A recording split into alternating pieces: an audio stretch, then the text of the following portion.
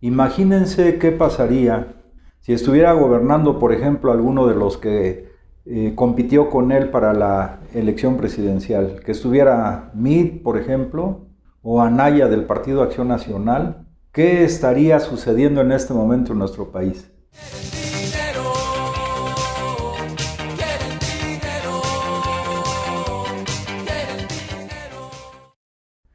Ya lo sabemos, lo primero es que hubiera habido un nuevo gasolinazo. Lo segundo es que como ellos obran en función de los intereses de la oligarquía nacional, pues seguramente ya en este momento habría condonación de impuestos. ¿Pero a quiénes? Pues a las grandes empresas de las cuales ellos son sirvientes, o bien de las empresas que ellos crearon o de las cuales son socios. Por ejemplo, hoy en la mañana también un periodista habló de las empresas o de la empresa que tiene el expresidente de la República, Peña Nieto, que eso se tiene que investigar. O en estos días también salieron los 3 buques tanques de los que es propietario Vicente Fox.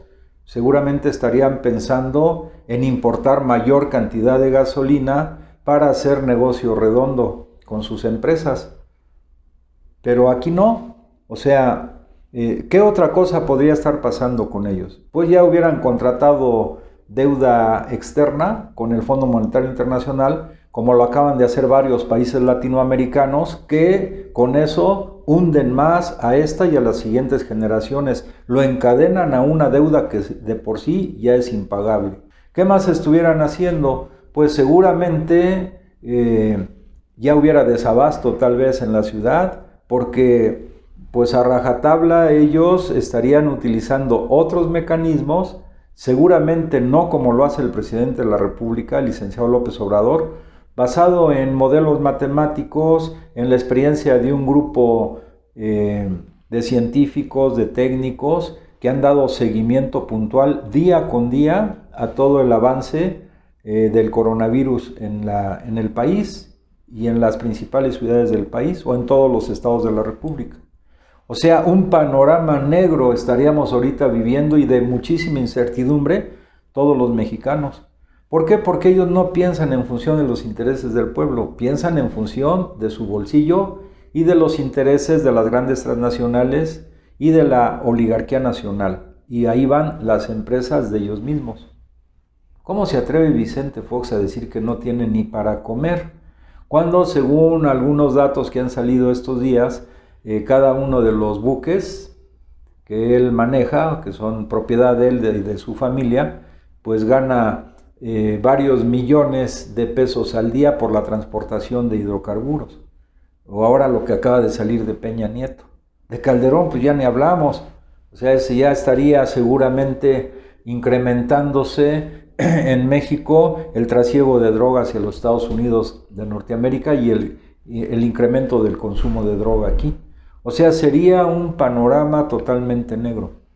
Afortunadamente, yo siempre lo digo, por las venas del licenciado López Obrador corre la sangre de los mexicanos patriotas. Es digno heredero, por ejemplo, del general Lázaro Cárdenas del Río, que llevó a cabo la expropiación petrolera, la nacionalización de ferrocarriles, o la carta que hoy leyó el presidente de la República, o pidió que leyeran, que emitió el presidente Adolfo López Mateos con motivo de la nacionalización de la industria eléctrica. O sea, ese es el verdadero patriotismo, es el amor al pueblo y el amor a la nación mexicana. Vale la pena destacar algunos elementos de la carta que hoy se leyó en la conferencia matutina que firmó el expresidente Adolfo López Mateos. Él, cuando lleva a cabo la nacionalización de la industria eléctrica, él menciona que no nos confiemos, porque en años subsecuentes podrán venir algunos malos mexicanos que también, acostumbrados a servir a los intereses extranjeros y asumiendo una actitud de traición a la patria, pudieran entregar nuevamente este recurso que además él mencionó es propiedad de la nación mexicana, propiedad del pueblo. pues miren lo que está pasando. Seguramente que ahora que estas empresas se pusieron a protestar por el decreto que se emitió hace unos días por parte de Rocío Nale, en el sentido de que para conectarse a la infraestructura de la CFE ya no se va a poder hacer como lo hacían antes. Pues en este momento seguramente esas empresas se estarían conectando a la red de distribución de CFE y en lugar de que CFE esté distribuyendo directamente por la producción el 54% de la energía eléctrica, estas empresas voraces, como lo tenían proyectado, a lo mejor ya llegarían a la distribución del 75%, la generación más bien del 75% de energía eléctrica. Era el plan de ellos. Afortunadamente, reitero, contamos con un presidente patriota que está haciendo todo lo contrario. En la carta que escribió el presidente Adolfo López Mateos, también menciona que seríamos necios si no pensamos que debemos preparar a los cuadros técnicos y científicos para el manejo de estas empresas que son propiedad de la nación, como Pemex y CFE. Esto es relevante en este momento. Qué bueno que se leyó la carta en la mañana y se hace alusión a este tema, porque como lo hemos venido diciendo, es el momento de pasar a la ofensiva para llevar a cabo con nuestros recursos propios, con el desarrollo de nuestra técnica y ciencia, una profunda revolución científico-técnica para que nuestro país adquiera efectivamente su plena independencia en todos los terrenos, sobre todo en el terreno técnico-científico. O sea, las enseñanzas del presidente Adolfo López Mateos en esta carta de nacionalización de la industria eléctrica trascienden su tiempo. Es cierto que algunos nos dirán, y aquí pues hay que hablar las cosas como son, que durante el gobierno del presidente Adolfo López Mateos pues también hubo represión contra el movimiento ferrocarrilero, lo cual es cierto y es condenable y lo condenamos totalmente, contra el movimiento magisterial, y que también se llevó a cabo represión contra los movimientos campesinos, sobre todo el asesinato de Rubén Jaramillo en el estado de Morelos. Es real, pero también es real lo otro.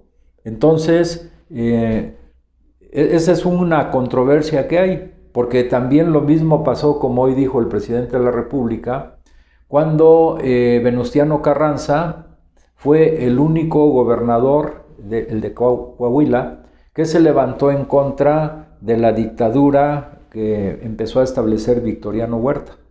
Pero también, por otro lado, pues tuvo diferencias con otros sectores revolucionarios de nuestro país. Lo importante de este momento es que hay un hilo conductor del nacionalismo, de la defensa de los recursos naturales de nuestro pueblo y además que son propiedad de la nación mexicana. Estas diferencias o actitudes controvertidas que desarrollaron algunos presidentes, como fue Venustiano Carranza o el mismo Adolfo López Mateos, hay que ubicar el momento, las circunstancias y sobre todo el hilo conductor que en este momento debemos resaltar, más que las diferencias, que las hubo y son criticables, lo reitero, pero el hilo conductor sobre todo de defensa de la soberanía nacional, defensa de la independencia nacional y una firmeza para defender a la nación mexicana, sobre todo en el tema de los energéticos. Finalmente diríamos, retomando las cosas, México debe estar pensando ya en esta gran revolución técnico-científica.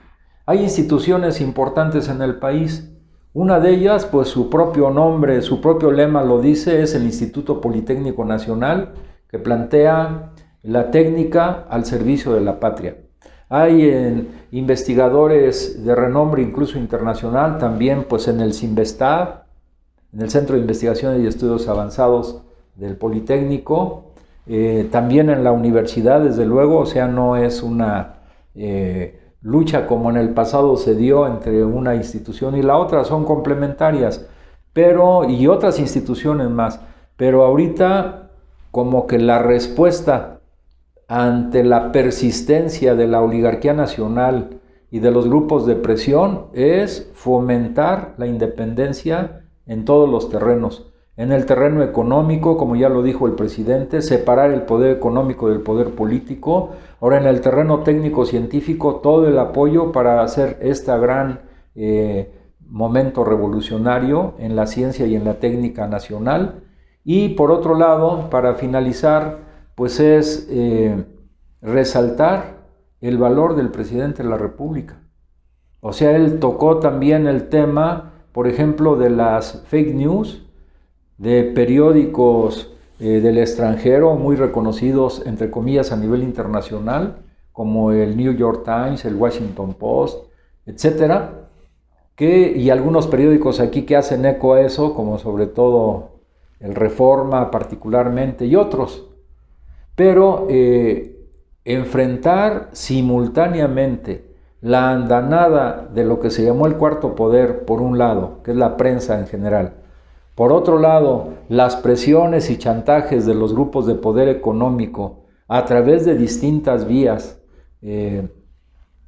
ahora las transnacionales, porque hubo cartas de distintas embajadas que se enviaron su opinión contraria a la decisión del decreto que se publicó en relación a que se va a revisar la conexión a la red de distribución de CFE. O sea, enfrentar eso también, aparte de enfrentar y tener la atención puesta en combatir el coronavirus, aparte de eso también, pues las presiones y chantajes de distintos sectores que promueven a veces hasta manifestaciones dentro del sector médico en estos momentos tan críticos, etcétera.